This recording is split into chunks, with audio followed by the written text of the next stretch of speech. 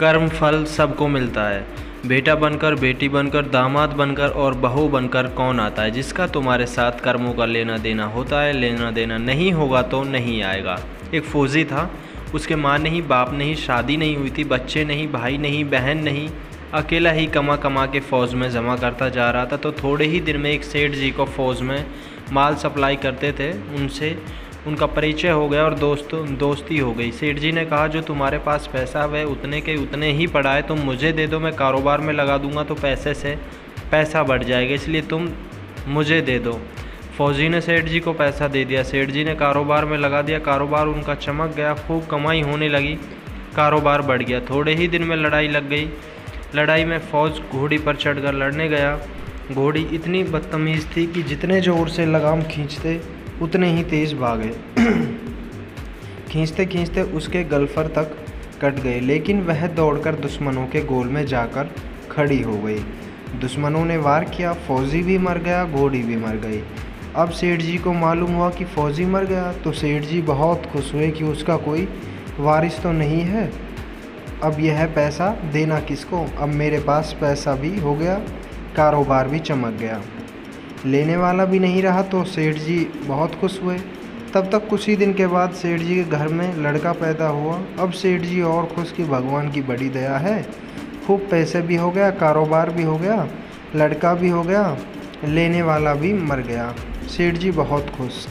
वह लड़का होशियार था, पढ़ने में समझदार था। सेठ जी ने उसे पढ़ाया लिखाया। जब वह पढ़ लिख कर बड़ा हो गया तो सोचा कि अब यह कारोबार संभाल लेगा, चलो अब इसकी शादी कर दें। शादी करते ही घर में आ गई बहू रानी, दुल्हन आ गई।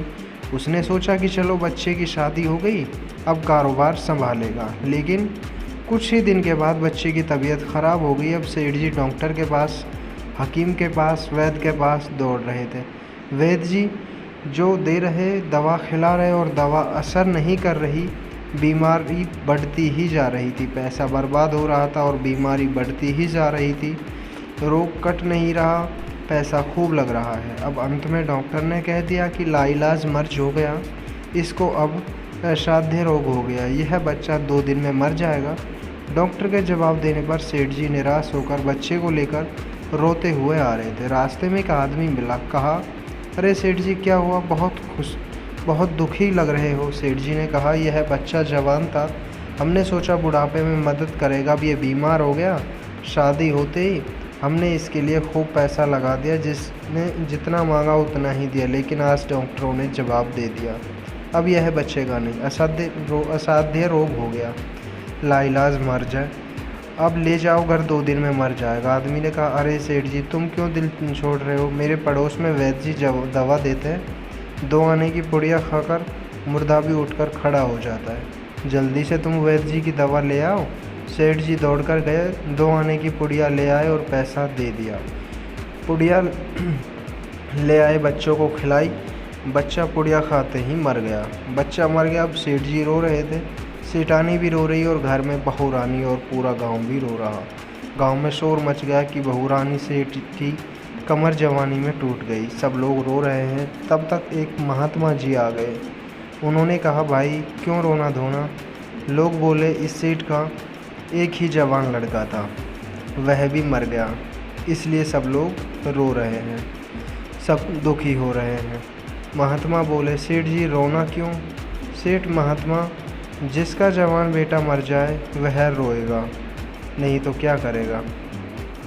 महात्मा, तो सेठ, हाँ कारोबार के लिए पैसा मिला था तो खुशी तो थी। महात्मा, अरे उस दिन तो आपकी खुशी का ठिकाना ही नहीं था। सेठ, किस दिन। महात्मा, अरे जिस दिन फौजी मर गया, सोचा कि अब तो पैसा भी नहीं देना पड़ेगा। तुम्हारे जिस दिन लड़का पैदा हुआ था। सेठ, महाराज लड़का पैदा होता है तो सब खुश होते हैं, मैं भी हो गया तो क्या बात। महात्मा, उस दिन तो खुशी से आपके पैर ज़मीन पर नहीं पड़ते थे। सेठ, किस दिन। महात्मा, अरे जिस दिन बेटा ब्याहने जा रहे थे। सेठ, महाराज बेटा ब्याहने जाता है तो हर आदमी खुश होता है, तो मैं भी खुश हो गया। महात्मा, तो अब इतनी बार खुश हो गए तो ज़रा सी बात के लिए रो क्यों रहे हो। सेठ, महाराज ये ज़रा सी बात है, जवान बेटा मर गया है, ज़रा सी बात है। महात्मा, अरे सेठ जी, वही फौजी पैसे लेने के लिए बेटा बनकर आ गया, पढ़ने में, लिखने में, खाने में, पहनने में और शौक में, श्रृंगार में।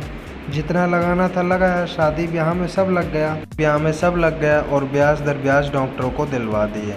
अब कर्मों का लेना देना पूरा हुआ। सेठ जी ने कहा हमारे साथ तो कर्मों का लेन देन था, चलो हमारे साथ जो हुआ सो हुआ। लेकिन वह जवान बहुरानी घर में रह गई। जवानी में उसको धोखा दिया, इसने भी जवानी में उसको धोखा दे दिया। वेद शास्त्र और पुराणों के साथ साथ सभी साधु संतों का कहना है कि यह संसार कर्मों का लेना जोखा है। इसमें जो जीव चैतन्य है वह समझदारी से भगवा सागर पार हो जाएगा। कहानी अच्छी लगी तो चैनल ज़रूर सब्सक्राइब करें।